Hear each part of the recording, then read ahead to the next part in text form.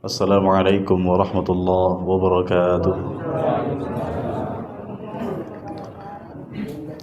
Innal hamdalillah nahmaduhu wa nasta'inuhu wa nastaghfiruh wa nastahdihi wa natubu ilayh wa na'udzu billahi min shururi anfusina wa sayyiati a'malina man yahdihillahu fala mudilla lahu wa man yudlil fala hadiya lahu wa ashhadu an la ilaha illallah wahdahu la syarika lahu wa ashhadu anna Muhammadan abduhu wa rasuluh sallallahu alaihi wa ala alihi wa sahbihi wa man sara ala nahjihi wa iqtafa bi atharihi ila yaumiddin, amma ba'd.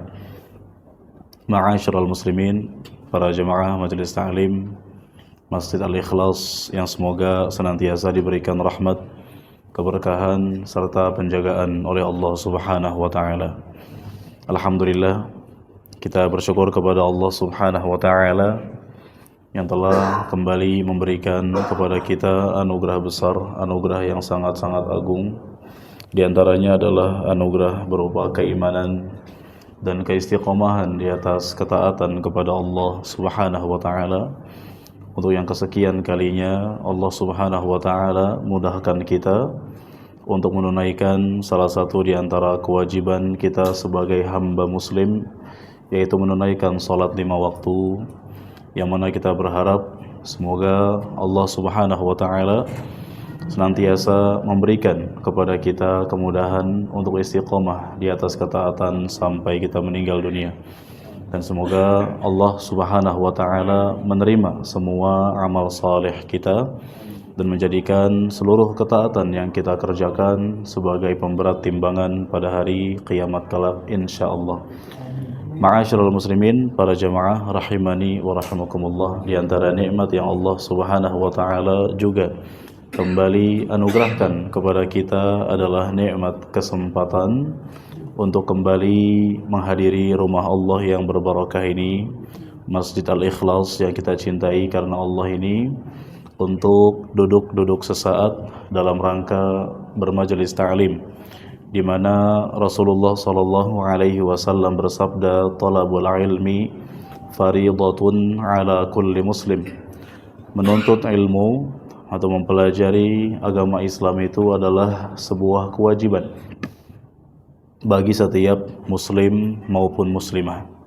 Yang mana ma'asyiral muslimin, barang siapa yang datang ke majelis ta'lim ikhlas karena Allah dalam rangka meraih keridhaan Allah dan dalam rangka ingin meraih ilmu yang bermanfaat, maka insya Allah perjalanan yang kita lakukan dari rumah ke sini Allah jadikan sebagai perjalanan yang insya Allah menghantarkan kita menuju surganya.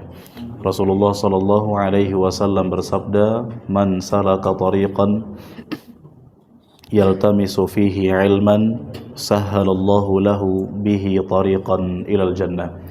Barang siapa yang menempuh suatu jalan dalam rangka menuntut ilmu, maka Allah Subhanahu wa taala akan mudahkan baginya jalan menuju surga.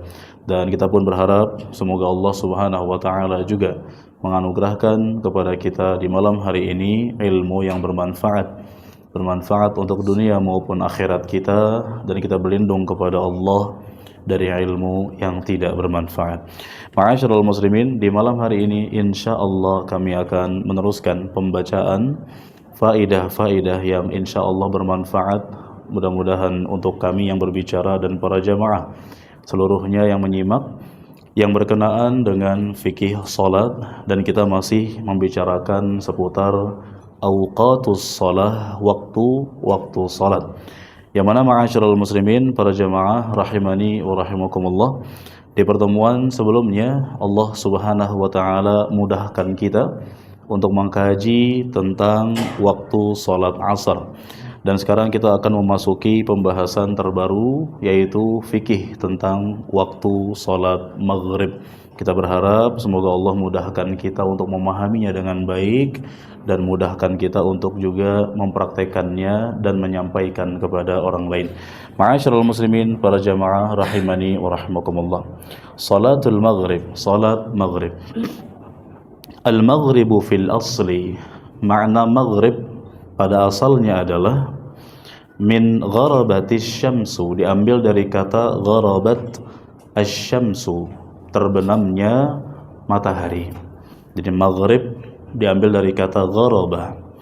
Ya, gharabat asy-syamsu maknanya adalah terbenamnya matahari. Maka waktu maghrib adalah waktu di mana matahari terbenam.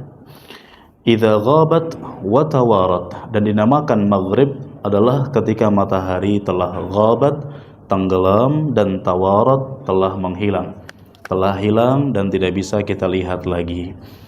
Wa yutlaqu fil lughati ala waqtil ghurub wa makanih, dan dalam bahasa kata maghrib, ma'asyiral muslimin, diartikan waktu terbenam dan juga diartikan dengan tempat terbenam.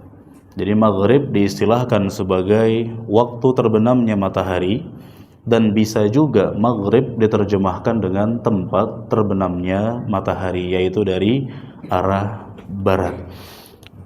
Wa 'ala sholati allati tuadda fi hadzal waqt, dan kata maghrib juga bisa diartikan dengan salah satu nama salat.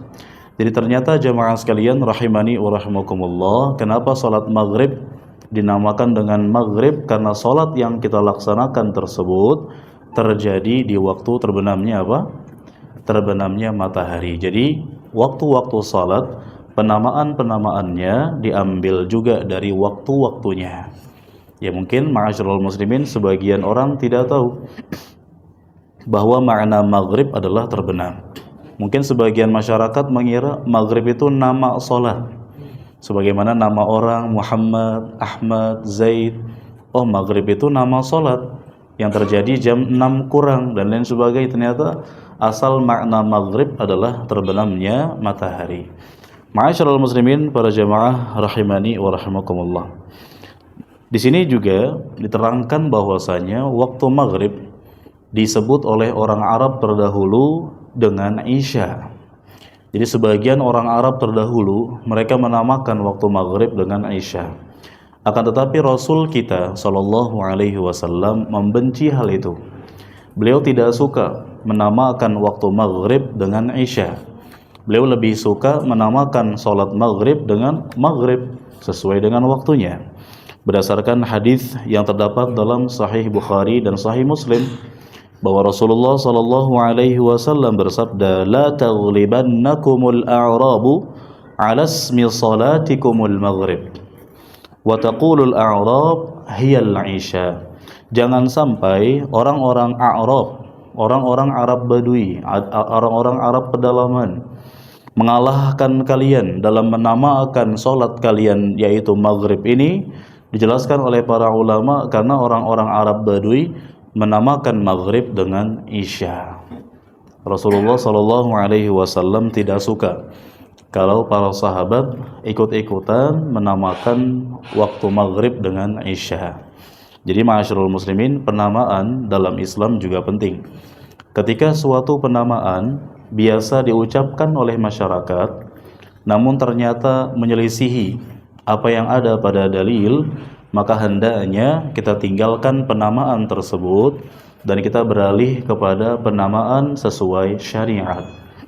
Misalnya jemaah, ada seseorang yang dia biasa berbicara dengan bahasa daerah dan bahasa daerah yang dia ucapkan kebetulan bahasa yang kasarnya. Lalu dia mengatakan, "Mohon maaf, jangan larang saya untuk mengucapkan itu karena kami sudah kebiasaan. Suku kami sudah kebiasaan mengucapkan itu." Ma'asyiral muslimin, al-'adah muhakkamah, kata para ulama. Adat kebiasaan itu ada hukum-hukum tersendiri. Hukum asal adah kebiasaan adalah boleh sampai ada keterangan, sampai ada dalil atau penjelasan yang berkenaan dengan larangan atau terlarang dalam syariat. Hukum asal adat kebiasaan gak masalah, boleh kita ucapkan, tapi kalau menyelisihi syariat, dalam syariat perkataan itu buruk. Sedangkan Rasulullah Shallallahu Alaihi Wasallam adalah sosok yang membenci al-badhi, orang yang suka berkata kasar. Memang dalam suku tertentu itu hal biasa. Jangan larang saya ya untuk mengucapkan hal ini, karena ini sudah biasa di suku kami. Kalau menyelisih syariat, kita tinggalkan. Begitupun penamaan maghrib dengan Isya, sudah biasa diucapkan oleh orang-orang Arab pedalaman, orang-orang Arab padang pasir. Mereka biasa mengucapkan maghrib dengan Isya, tapi Nabi kita membenci hal itu. Maka ma'asyiral muslimin, itulah dia sedikit ya penjelasan tentang makna maghrib. Yang berikutnya adalah awwalu waqtil maghrib. Awal waktu maghrib, awal waktu salat maghrib. Idza gharabatis syamsu wa ghabat wa takamala ghurubuha bil ijma'. Kapan mulainya waktu maghrib jamaah sekalian? Apabila matahari telah terbenam dan telah hilang dan telah sempurna terbenamnya. Ya, ketika matahari sudah terbenam. Dan ini memang jemaah sekalian bisa dilihat oleh orang-orang yang tinggal di tempat-tempat agak tinggi, dataran-dataran tinggi. Mereka bisa sangat memastikan bahwa matahari sudah tidak ada. Ya, dan bagi orang-orang yang di perkotaan seperti kita, ya memang alhamdulillah di zaman sekarang sudah ada jam. Kita bisa bertanya kepada orang-orang yang punya rumah berlantaikan 2 atau 3. Namun jamaah sekalian, pada dasarnya maghrib itu diawali ketika matahari telah terbenam dan hilang, sudah tidak kelihatan sama sekali. Bagaimana ketika matahari telah terbenam semuanya, tapi cahaya mega merahnya masih ada, maka tidak masalah. Ya, meskipun cahayanya masih ada, itulah tanda awalnya waktu salat maghrib. Wa hadza dhahirun fis sahari, dan hal ini sangat jelas ketika kita berada di padang pasir atau dataran-dataran yang tidak ditutupi oleh bangunan-bangunan. Wa yu'rafu fil umran bi zawali syi'a min ru'usil jibal wa iqbalil dhalami min al masyriq. Bagaimana dengan kita yang tinggal di perkotaan, yang diapit oleh mungkin rumah-rumah, gedung-gedung, atau sebagian yang tinggal di dekat pegunungan-pegunungan? Kata para ulama, cara menentukannya, andai tidak ada jam misalnya, dan kita pun nggak tahu waktu maghribnya kapan, dapat diketahui dengan cara melihat hilangnya pancaran cahaya matahari. Ya, tersisalah syafaqnya, mega merahnya. Cahaya asli matahari yang menyilaukan mata kita sudah tidak ada. Pernah kami sampaikan di pertemuan sebelumnya, jamaah sekalian, waktu sholat asar ternyata berakhirnya bukan maghrib, tapi waktu sholat asar berakhirnya adalah ketika matahari telah mengalami isfirar. Isfirar diterjemahkan dengan mengoranye. Kata para ulama, maksud daripada isfirar, mengoranye, yang merupakan tanda berakhirnya sholat asar adalah ketika matahari sudah mulai memerah dan kita bisa melihat bulatannya dengan sempurna tanpa kesilauan. Sebagian ulama mengatakan ini terjadi biasanya kira-kira nisfu sa'ah, setengah jam sebelum maghrib. Jadi misalkan maghribnya jam 6 pas, berarti setengah 6 biasanya matahari bulatannya sudah bisa kita lihat dengan sempurna. Itu berakhirnya waktu sholat asar. Kecuali bagi yang mungkin terjebak macet, sedang sakit, boleh melaksanakan sholat asar di luar batas. Bagi yang tidak ada uzur, tidak ada kesibukan, hukum asalnya tidak boleh melaksanakan sholat asar keluar daripada waktunya, yaitu kurang lebih setengah jam sebelum maghrib. Nah jamaah sekalian, di waktu itu saja matahari memang sudah bisa kita lihat dengan sempurna dan cahayanya sudah mulai meredup. Dan ditambah yakin lagi ketika benar-benar matahari sudah tidak kelihatan. Tersisa kaidahnya kata para ulama mega merahnya. Cahaya-cahaya yang menyilaukan mata kita sudah tidak ada. Kemudian jemaah sekalian rahimani wa rahimakumullah, juga bisa dilihat dari puncak-puncak pegunungan, dalam artian ketika di puncak-puncak gunung sudah tidak kelihatan cahaya-cahaya matahari yang menyilaukan, maka dapat dipastikan bahwa waktu maghrib telah tiba. Teori seperti ini sangat bermanfaat ketika kaum muslimin mereka mungkin berkemah atau naik gunung yang saat itu mungkin mereka tidak bisa mengetahui waktu sholat dengan pasti. Maka teori-teori taksiran alam seperti ini bisa dipakai untuk menentukan waktu sholat dan tidak menutup kemungkinan di antara peserta perkemahan atau peserta orang yang naik gunung ini ada yang juga sedang berpuasa, sangat butuh terhadap waktu sholat maghrib dengan pasti. Ma'asyiral muslimin, para jamaah rahimani wa rahimakumullah. Itulah dia awal waktu sholat maghrib. Kemudian akhir waktu sholat maghrib. Akhir waktu sholat maghrib. Ikhtalafa fihi al-ulama'u ala qawlain. Para ulama berbeda pendapat dalam masalah ini dan mereka terbagi menjadi dua kubu, dua pendapat di antara para ulama. Pendapat yang pertama, kapan berakhirnya waktu maghrib jamaah sekalian? Pendapat yang pertama adalah anna lil maghribi waqtan wahida. Waktu salat maghrib cuma datang satu kali. Dalam artian maksud daripada pernyataan ini jamaah sekalian, waktu salat maghrib itu tidak panjang, seseorang tidak bisa santai dalam mengerjakannya. Ketika datang waktu maghrib, matahari telah terbenam, kemudian mega merahnya masih tersisa. Di saat itulah mereka harus segera melaksanakan sholat maghrib. Setelah dilaksanakan, setelah itu tidak ada lagi waktu maghrib. Ini menurut pendapat ulama-ulama yang pertama. Penjelasannya jamaah sekalian, ba'dal ghurubi biqadari ma yatatahharul musalli wa yasturu auratahu wa yu'adzinu wa yuqimu lis-shalah. Maksudnya apa? Waktu maghrib cuma datang satu kali, yaitu kira-kira datangnya setelah terbenam matahari, sekedar seseorang bersuci, berwudu atau mandi wajib ketika dia junub, kemudian menutup auratnya, kemudian muadzin pun mengumandangkan azan, lalu mengumandangkan iqamat. Setelah sholat sudah tidak ada lagi kesempatan untuk melaksanakan sholat maghrib.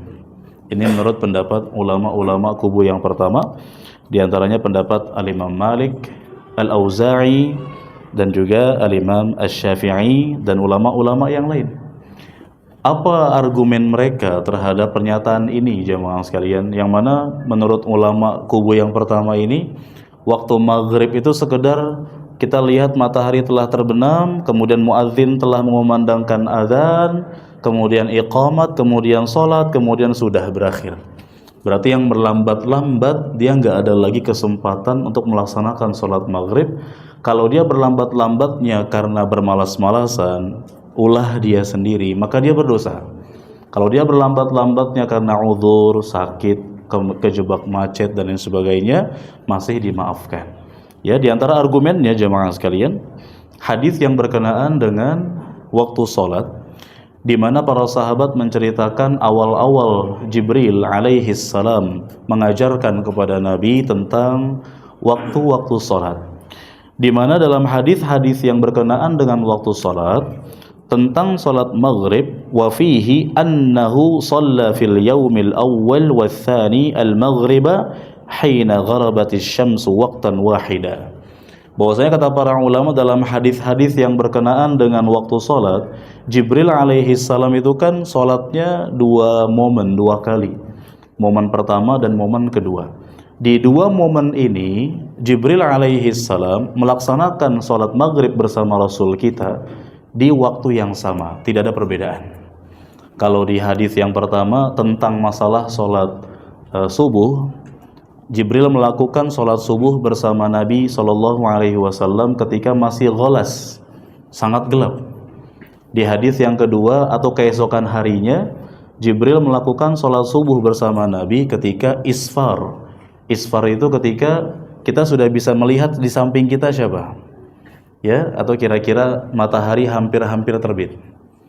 Kemudian di hadis yang pertama terkait sholat zuhur, Jibril alaihi salam melakukan sholat bersama Nabi SAW ketika zawal. Zawal pernah kami jelaskan di majelis ini, ketika matahari tepat di tengah-tengah, lalu sedikit tergelincir ke arah barat, yang tadinya tidak ada bayangannya, sekarang sudah ada bayangannya kira-kira sepanjang satu sandal atau satu jangkal, itu namanya zawal. Di hari yang kedua, Jibril melakukan sholat zuhur bersama Nabi SAW ketika bayangan seseorang sama dengan tingginya. Artinya di dua hadis ini ada penjelasan waktu awal, waktu akhir. Tapi di dua hadis ini untuk momen sholat maghrib, Jibril alaihi salam melaksanakan di satu waktu saja. Oleh karena itu, ulama-ulama kubu yang pertama berpendapat berarti sholat maghrib itu hanya dilakukan satu waktu, tidak ada waktu maksimalnya. Resikonya yang terlambat atau melambat-lambatkan diri, dia berdosa karena menyia-nyiakan waktu sholat. Ini pendapat yang pertama. Pendapat yang kedua, jamaah sekalian, atau sebelumnya juga diantaranya karena mereka beristidlal dengan perkataan Umar Ibn al-Khattab radhiyallahu anhu, di mana Umar pernah mengatakan, "Sallu hadhihi as-salata wal fijaju musfirah," yakni al-maghrib. Salatlah salat maghrib ini, kata Umar kepada rakyatnya saat itu, sedangkan jalan-jalan masih terang. Dalam artian salat maghrib itu kan terjadi ketika matahari terbenam. Kadang-kadang matahari sudah terbenam, tapi kita masih bisa melihat jalan-jalan dengan baik karena belum gelap. Nah, kata Umar bin Khattab, salatlah salat maghrib di mana jalan-jalan saat itu masih terang, belum gelap. Kita masih bisa bedakan ini jalan A, jalan B, dan seterusnya. Ditambah zaman itu belum ada lampu. Nah, maka ma'asyiral muslimin, ini dasar ya yang mereka jadikan sebagai argumen mereka yang menetapkan bahwa salat maghrib hanya ada satu waktu.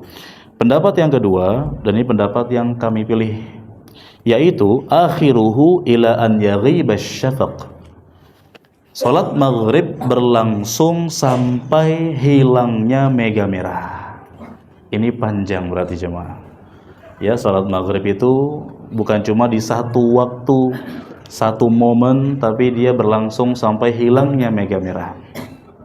Wa huwa qaulu Tsauri wa Ahmad wa Ishaq wa Abi Tsaur.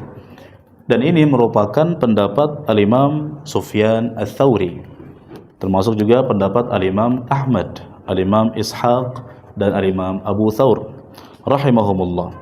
Dan juga dipilih oleh Al-Hafidz An-Nawawi, dan dipilih juga oleh Al-Imam Ibnul Munzir yang biasa menukilkan ijma'nya para ulama.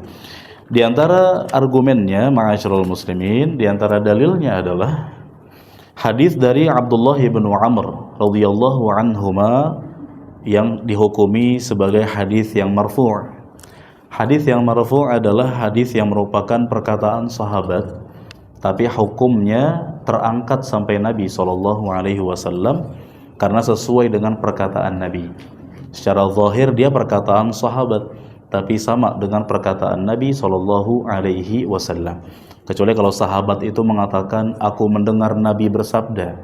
Ini hadis yang tentunya dari Nabi SAW. Abdullah bin Amr mengatakan, wa waqtu salatil maghrib ma lam yaghibis syafaqu. Waktu berakhirnya salat maghrib adalah selama mega merah belum hilang. Artinya ketika mega merah sudah hilang, maka telah selesai waktu maghrib, beralih ke waktu yang selanjutnya, yaitu salat isya. Ya, kita pun bisa melihat di luar sana, oh, mega merah di tempat terbenamnya matahari masih ada, masih bisa melaksanakan salat maghrib. Dan hilangnya mega merah itu tidak 1 menit 2 menit jemaah. Kita katakan bisa puluhan menit, atau kalau tidak berlebihan bisa jadi hampir 1 jam. Atau kalau ini terjadi di mungkin Timur Tengah atau negara-negara yang ketika musim panas siangnya agak panjang, lebih dari 1 jam. Ya, jadi menunjukkan bahwasanya salat maghrib itu berlalu tidak hanya satu waktu, melainkan panjang sampai mega merah menghilang. Hadis yang kedua tentang penguat daripada pendapat yang kedua ini, hadis tentang Abu Musa Al-Asy'ari radhiyallahu anhu, tentang orang yang bertanya kepada Nabi SAW tentang waktu salat. Nabi SAW menjelaskan Abu Musa al-Asy'ari menjelaskan anna Nabiyya sallallahu alaihi wasallam shalla fil yaumil awwal al-maghriba hina waqabat ay gharabat asy-syamsu wa fil yaumil tsani akhkhara al-maghriba hatta kana 'inda suquti asy-syafaq. Dalam hadis Abu Musa menjelaskan, lalu ada orang yang bertanya kepada Abu Musa tentang waktu-waktu salat. Abu Musa menceritakan dulu Nabi Shallallahu Alaihi Wasallam di hari pertama salat maghribnya ketika pas terbenam matahari. Di hari yang berikutnya, hari yang kedua, Nabi Shallallahu Alaihi Wasallam salat maghribnya ketika mega merah hampir hilang. Berarti di hari pertama Nabi salat maghrib di awal waktu, di hari yang kedua Nabi salat maghrib di akhir waktu. Nabi mencontohkan sholat maghrib di akhir waktu bukan mengundur-undur waktu sholat, tidak, tapi untuk mengajarkan kepada para sahabat ini loh waktu maksimal pelaksanaan sholat maghrib. Yang berikutnya jemaah sekalian, hadis yang selanjutnya hadis dari Zaid ibn Thabit radhiyallahu anhu annahu qala li Marwan. Zaid ibn Thabit radhiyallahu anhu salah seorang sahabat yang juga dijamin masuk surga, yang juga terkenal sebagai sekretarisnya Nabi SAW, yang juga ahli Quran ya. Beliau pernah berkata kepada Marwan, "Ma laka taqra'u fi salatil maghrib biqisaril mufassal." Kata Zaid ibn Thabit selaku sahabat dan ulama bertanya kepada pemimpin yang bernama Marwan saat itu, "Kenapa engkau membaca qisarul mufassal di salat maghrib?" Kata Zaid ibn Thabit mempertanyakan perbuatan Marwan, "Kenapa engkau hanya membaca qisarul mufassal?" Qisarul mufassal maknanya adalah surat-surat pendek. Yang kata para ulama, makna qisarul mufassal adalah dari Al-Bayyinah sampai An-Nas. Jadi khalifah atau pemimpin saat itu yang bernama Marwan memimpin salat maghrib, bacanya surat pendek antara Al-Bayyinah sampai An-Nas. Kata Zaid bin Thabit, "Kenapa kok engkau baca surat-surat pendek itu?" Sedangkan kata Zaid bin Thabit, "Waqad kana Rasulullah sallallahu alaihi wasallam yaqra'u bi tula at-tulayain, yakni al-a'raf." Sedangkan Rasulullah sallallahu alaihi wasallam berdasarkan persaksian Zaid bin Thabit, di salat maghrib beliau pernah baca salah satu di antara dua surat terpanjang. Maksudnya adalah surah Al-A'raf. Jemaah sekalian, surah Al-A'raf saya lihat ratusan ayat. Saya lihat di YouTube itu yang paling tercepat sekitar 58 menit. Jadi ya memang boleh seorang imam baca surah-surah pendek di salat maghrib. Tapi ketika imam bacanya agak panjang, kita sebagai makmum jangan langsung kaget. Wah, kepanjangan nih. Saya belum buka puasa tadi misalnya. Ya, ternyata Nabi kita, orang yang sangat kita cintai, panutan kita, pernah membaca Tula at-Tulayain. Salah satu di antara surat terpanjang dari dua surat terpanjang. Maksud di sini adalah gelar Tula Tulayain. Maksudnya adalah Al-An'am, Al-A'raf. Dan Nabi pernah baca Al-A'rafnya. Kalau saya lihat di YouTube ya, bacaan tartil tanpa salah, nggak terlalu lambat, 58 menit. Nah, ma'asyiral muslimin, Nabi pernah baca surah Al-A'raf di salat maghrib 58 menit. Anggaplah kita genapkan 1 jam. Menunjukkan bahwasanya waktu salat maghrib berlalu bukan cuma 1 menit, 2 menit, tapi panjang sampai kira-kira 1 jam ke depan. Nah, ini menunjukkan bahwasanya jemaah sekalian, hadis-hadis yang dipakai oleh ulama-ulama kubu yang kedua sangat mengenyangkan dan menenangkan, yang menunjukkan bahwa waktu salat maghrib itu lumayan panjang. Tapi sepanjang-panjangnya kaidahnya tadi sampai mega merah menghilang. Bukan berarti sepanjang-panjangnya sebebasnya kita, tidak. Kira-kira sampai mega merah hilang.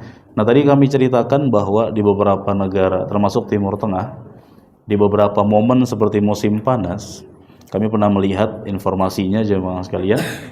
Di musim panas di Arab Saudi misalkan, mungkin jemaah sebagian pernah merasakan waktu sholat maghribnya kami baca jam 7:30. dan waktu sholat isyanya setengah 10.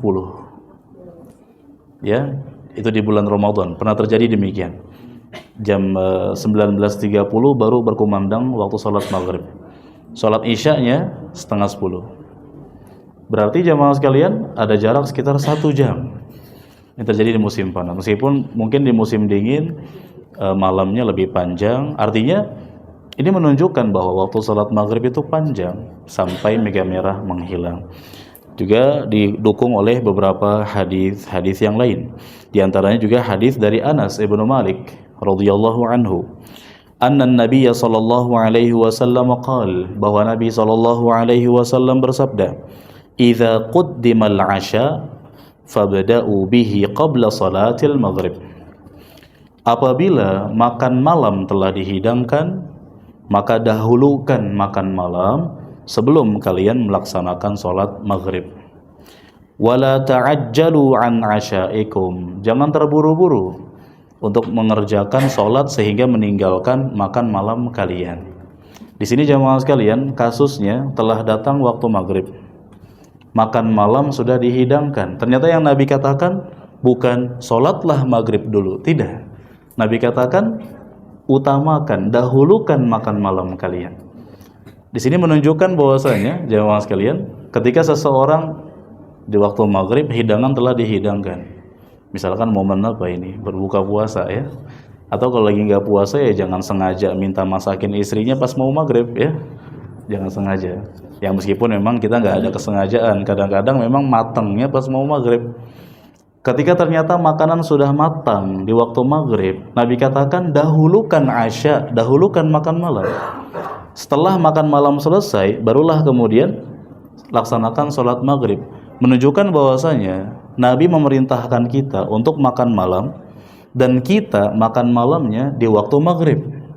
Setelah makan malam, barulah kita boleh melaksanakan sholat maghrib. Artinya apa? Waktu maghrib bukan satu waktu, bukan satu saat, bukan satu momen, tapi berlalu panjang sampai datang waktu isya. Nah, ini boleh, ma'asyiral muslimin.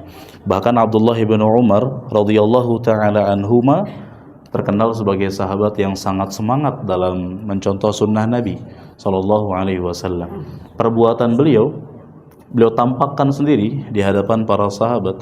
Telah tiba waktu maghrib, makanan malam telah dihidangkan, beliau makan. Padahal beliau, kata para ulama, beliau mendengar langsung bacaan imam sholat maghrib. Kalau bahasa kita makan, dengar imam udah baca, mungkin kita akan tinggalkan makanan, sholat dulu deh. Udah qomat ternyata. Abdullah bin Umar tidak, terus makan. Apakah karena beliau tidak dengar bacaan imam sholat? Beliau dengar. Artinya padahal beliau dengar imam sudah mulai sholatnya. Beliau tahu sudah datang waktu sholat maghrib, tapi beliau dahulukan makan malam. Kenapa demikian? Karena dengan mendahulukan makan, nanti melaksanakan sholatnya bisa lebih khusyuk. Kecuali kalau misalkan kebetulan makanannya masih sangat panas, gak mungkin bisa kita makan langsung. Dan maghrib juga iqomatnya gak terlalu panjang. Imam juga biasanya di Indonesia rata-rata kalau maghrib itu baca apa misalnya?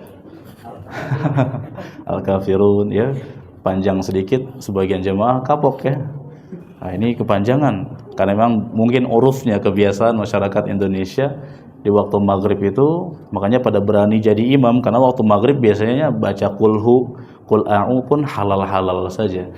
Ya, biasanya waktu maghrib itu lebih pendek, makanya seseorang mungkin kalau dia bisa menahan dulu makanannya, dia pilih sholat maghrib dulu, itu pun gak masalah, bukan haram. Tentu masing-masing seseorang lebih tahu tentang kondisi dirinya, dia bisa khusyuk atau tidak. Oleh karena itu ya memang ketika ternyata seseorang tidak bisa khusyuk sholatnya, kepikiran tadi daging lagi hangat-hangatnya tadi itu, kalau ditinggal sholat dulu nanti nggak enak dimakannya. Nah, makanya dia boleh makan dulu. Resikonya jamaahnya terlambat. Selama dia terbiasa sholat berjamaah, ketika dia terlambat, dia tetap mendapatkan pahala sholat berjamaah. Nah, ini menunjukkan bahwa ma'asyiral muslimin, yang kita garis bawahi bukan masalah makan malamnya sebenarnya. Yang kita garis bawahi di hadis ini adalah bolehnya mengakhirkan sholat maghrib, menunda sedikit pelaksanaan sholat maghrib. Yang penting jangan sampai masuk ke dalam waktu sholat isya. Juga hadis dari Mu'adz ibnu Jabal radhiyallahu anhu, kabar tentang sahabat yang mulia Mu'adz ibnu Jabal radhiyallahu taala anhu, bahwasanya beliau kana yusalli ma'a Rasulillah sallallahu alaihi wasallam al-maghriba thumma yarji'u ila qaumihi faya'ummuhum. Kata para sahabat atau kata para ulama bahwa Mu'adz ibnu Jabal radhiyallahu taala anhu, beliau salat bersama Rasulullah sallallahu alaihi wasallam salat maghrib. Kemudian beliau pulang ke kampungnya, ke kaumnya, untuk apa? Menjadi imam bagi orang-orang di kampungnya. Di sini jamaah sekalian rahimani wa rahimakumullah, bukti bahwa salat maghrib itu berlalunya panjang bukan satu saat. Mu'adz bin Jabal salat dulu sama Nabi jadi makmum. Setelah sholat, Mu'adz bin Jabal pulang ke kampungnya. Ngapain? Jadi imam untuk mereka. Berarti Mu'adz bin Jabal melaksanakan sholat maghrib bersama kaumnya agak terlambat, tapi tidak diakhirkan sampai datang waktu Isya. Dari hadis-hadis ini menunjukkan bahwasanya sholat maghrib itu tidak terbatas pada satu saat saja, melainkan panjang sampai ke hilangnya mega merah, yaitu waktu sholat Isya. Dan mungkin sebelum saya sampaikan poin selanjutnya, ada yang mau tanya dulu jemaah? Silakan. Silakan. Assalamualaikum warahmatullahi wabarakatuh. Waalaikumsalam. Terima kasih atas kesempatan diberikan. Yang ingin saya tanyakan tadi mengenai salat maghrib dilaksanakan, Nabi pernah melaksanakan menunda salat maghribnya untuk apabila makanan telah dihidangkan. Yang saya ingin tanyakan, apakah kejadian itu menurut hadis terjadinya pada saat Nabi berpuasa atau di waktu saat Nabi tidak berpuasa? Karena apabila Nabi menunda sholat maghribnya karena makanan sudah dihidangkan, artinya jamaah yang lain pun sedang menunggu. Karena setahu saya, sepengetahuan saya, selama Nabi hidup, yang akan menjadi imam itu adalah Nabi sendiri, Nabi sallallahu alaihi wasallam. Terima kasih Ustaz. Yang bagus, masya Allah, barakallahu fiik. Pertanyaan sangat ilmiah sekali. Apakah kejadian penundaan sholat dan memprioritaskan makan malam terjadi ketika puasa atau di luar puasa? Yang pertama adalah ini kabar dari Nabi Shallallahu Alaihi Wasallam sendiri, yang mana beliau menyampaikan, mengarahkan kita untuk mendahulukan makan malam. Yang kedua, perbuatannya langsung dicontohkan oleh Abdullah ibnu Umar radhiyallahu anhuma. Kemudian adapun kisah beliau ketika di bulan Ramadan, yang ada adalah Rasulullah Shallallahu Alaihi Wasallam ketika berbuka, beliau hasawatin minal ma, beliau minum beberapa teguk air kemudian pergi ke masjid.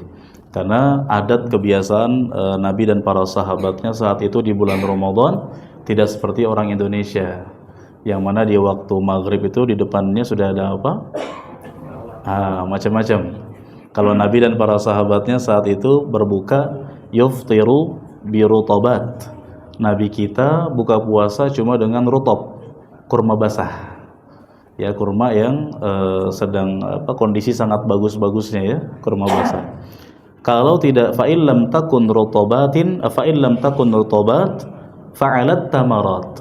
Kalau Nabi nggak punya rutab kurma basah, Nabi cuma buka dengan kurma biasa.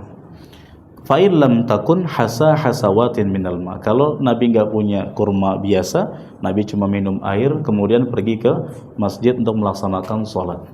Nah, itu yang ada riwayat dari Nabi dan para sahabatnya terkait apa yang beliau lakukan di bulan Ramadan. Nah, adapun hadis ini memang apakah pernah terjadi kepada Nabi Shallallahu Alaihi Wasallam? Maka meskipun belum pernah terjadi misalnya kepada Nabi Shallallahu Alaihi Wasallam, tentu sudah dilakukan langsung oleh para sahabat dan Nabi Shallallahu Alaihi Wasallam tidak mengingkarinya. Dalam hal ini memang benar, masya Allah, bahwa Nabi selalu yang jadi imam. Dan wallahu alam, sependek pengetahuan saya sementara ini belum ada kabar Nabi terlambat melaksanakan sholat berjamaah karena makanan yang dihidangkan. Artinya begini, saya ingin menyimpulkan, ketika misalnya Nabi sendiri belum pernah mempraktekannya, tapi para sahabat mempraktekannya, dan saat itu menunjukkan bahwasanya kita boleh mempraktekannya, dan diutamakan agar jangan imam yang mempraktekkan hadis tersebut, kecuali kalau imamnya menunjuk imam badal atau siapapun yang berhak untuk menjadi imam. Begitu Pak, kurang lebih jelas ya. Barakallahu fiik. Baik, ada lagi Pak yang lain sebelum saya lanjut? Silakan.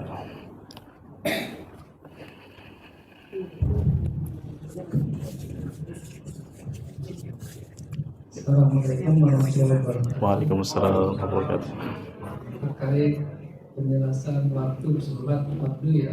Ya, Ini kalau kita bicara mungkin di bumi ya. Masya Allah. Di bumi ya, Masya Allah. Karena kan ada itu, saya lihat TV itu astronot Masya Allah. astronot Malaysia itu lakukan sholat di ISS ya. Masya Allah. Di dalam, ya baik, Masya Allah. Cuma waktunya bagaimana? Pertanyaan bagus sekali, Masya Allah. Ilmiah juga ya, Masya Allah ya. Sejauh ini yang paling jauh Pak ya, Masya Allah. Barakallahu fiik. Terima kasih Pak. Jadi bagaimana cara sholat di stasiun luar angkasa bagi saudara-saudara astronot muslim, termasuk juga bagaimana cara sholat di kutub utara atau selatan, di mana katanya malam dan siangnya itu panjang, malamnya 6 bulan, siangnya 6 bulan. Apakah misalkan kalau malamnya 6 bulan berarti subuhnya di bulan Januari misalnya, zuhurnya di bulan Maret, ini misalnya. Alhamdulillah hal ini pernah ditanyakan langsung oleh para sahabat. Waktu itu Rasulullah Shallallahu Alaihi Wasallam menjelaskan bahwasanya Dajjal akan muncul dari Khurasan, kalau sekarang Iran. Dajjal ini muncul untuk memberikan ujian kepada umat manusia. Ujiannya apa? Ujian diantaranya harta dunia. 3 tahun sebelum munculnya Dajjal, Allah berikan ujian kepada bumi mengalami paceklik. Dajjal tiba-tiba muncul bawa bahan makanan. Yang imannya kurang atau tidak beriman menuhankan Dajjal, karena Dajjal bawa yang mereka butuhkan. Dan Nabi mengabarkan bahwa Dajjal di bumi cuma 40 hari Pak. Tapi satu harinya, hari yang pertama panjangnya mirip setahun. Itu nggak enaknya. Cuma 40 hari bisa lah. Enggak, ternyata hari pertamanya panjangnya itu kayak setahun. Hari kedua kata Nabi panjangnya itu sama seperti 1 bulan, kasyahr. Hari ketiga panjangnya, durasinya sama seperti kajum'ah, 1 Jumat, 1 pekan. Dan hari yang selanjutnya, hari-hari berikutnya sama seperti hari-hari lain. Berarti Dajjal kurang lebih kalau dikira-kirakan di sini ya setahun lebih. Dan itu cukup sukses membuat dia dipertuhankan oleh banyak orang. Na'udzubillah. Ya, nah di sini para sahabat bertanya, kalau nanti hari pertama mirip setahun, bagaimana cara sholatnya? Kata Rasulullah Shallallahu Alaihi Wasallam, kalian kadarkan sendiri. Artinya kita kira-kirakan sendiri. Oleh para ulama dijelaskan boleh kita mengira-ngirakan. Misalkan begini Pak, biasanya subuh jam 4, tapi kondisi matahari masih bersinar, menyilaukan. Anggap aja jam 4 itu subuh sudah. Biasanya zuhur jam 12, meskipun kondisi sedang gelap gulita. Misalkan di kutub selatan sedang malamnya 6 bulan. Subuh gelap, zuhur gelap, asar gelap. Gimana caranya? Kira-kirakan sendiri. 1. Yang kedua, kata para ulama, seseorang yang berada pada wilayah yang tidak terjamah oleh matahari, termasuk para astronot, mereka boleh mengikuti waktunya Makkah. Ya, karena Makkah merupakan pusat bumi, pusat dunia, dan doanya Nabi Ibrahim agar Allah menjadikan hati-hati manusia condong ke Makkah. Maka bagi para saudara-saudara astronot, mereka boleh mengikuti waktunya Makkah. Ya, jadi pertama ikut waktunya Makkah, kedua kadarkan sendiri jamnya. Ya misalkan di stasiun luar angkasa kan nggak ada misalkan kalau jam 12 terang, kalau jam 7 berarti gelap, kan tidak. Mereka ikut waktu Makkah. Oh di Makkah subuhnya jam berapa? Misalkan jam 5. Ya sudah, anggap jam 5 ini subuh. Di Makkah jam 12 zuhurnya, anggap kita sedang sholat zuhur. Kurang lebih seperti itu Pak ya, yang kami dapatkan informasinya. Barakallahu fiik. Jelas Pak ya, kejawab ya. Baik. Boleh, silakan. Boleh. Jadi saya cuma mau menambahkan kalau waktu sholat di saya tadi Ustaz. Ya. Maaf saya tambah dikit. Tadi Pak Ustadz, kalau untuk di luar angkasa yang Ya. sesuai dengan jawaban Pak Ustadz untuk mengikuti waktu Mekah karena saya juga Masya Allah. di luar sana. Masya Allah. Tapi untuk penggunaan waktu sholat di daerah luar sana, Ya. misalnya di daerah Kutub atau di mana, Baik. jadi kita bisa menggunakan almanak nautika Ustadz. Jadi almanak nautika.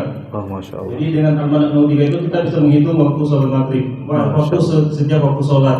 Jadi kita bisa memperhitungkan dengan jam berapa dia punya UTC di daerah tersebut. Oh, Masya Allah. Kemudian kita memasukkan bintang bujurnya, maka kita akan menemukan waktu sholat di daerah Masya tersebut. Allah. Itu ada alatnya Pak ya? Ada alatnya? Ada. Masya Allah. Jadi Tambahan walaupun- faidah Pak ya? Masya Allah. Walaupun kita tidak tahu apa siapnya lama atau Ya, lebih lama, Masya Allah. kita Sudah bisa. menghitung waktu sholat itu. Masya Allah. Alhamdulillah saya sendiri pernah mengalami Masya Allah. sholat Isya itu hampir jam 11 malam. Masya Allah. Terima kasih semuanya. Masya Allah. Makasih Pak ya. Barakallahu fiik. Tambahan faidah ini. Jadi ada alat khusus ya untuk menentukan. Jadi ini yang Nabi katakan kalian kadarkan sendiri. Masya Allah. Bermanfaat sekali informasinya. Jadi dengan alat khusus kita bisa menentukan dengan akurat waktu-waktu sholatnya seperti apa. Makasih Pak ya. Barakallahu fiik. Sekian dari kami. Semoga bermanfaat dan mencerahkan. Kita teruskan insyaallah pertemuan selanjutnya. Barakallahu fiikum. Wassallallahu wasallam ala nabiyyina Muhammad wa akhiru da'wana alhamdulillahi rabbil alamin. Subhanakallahumma bihamdika asyhadu an la ilaha illa anta astaghfiruka wa atubu ilaik. Wassalamu alaikum warahmatullahi wabarakatuh.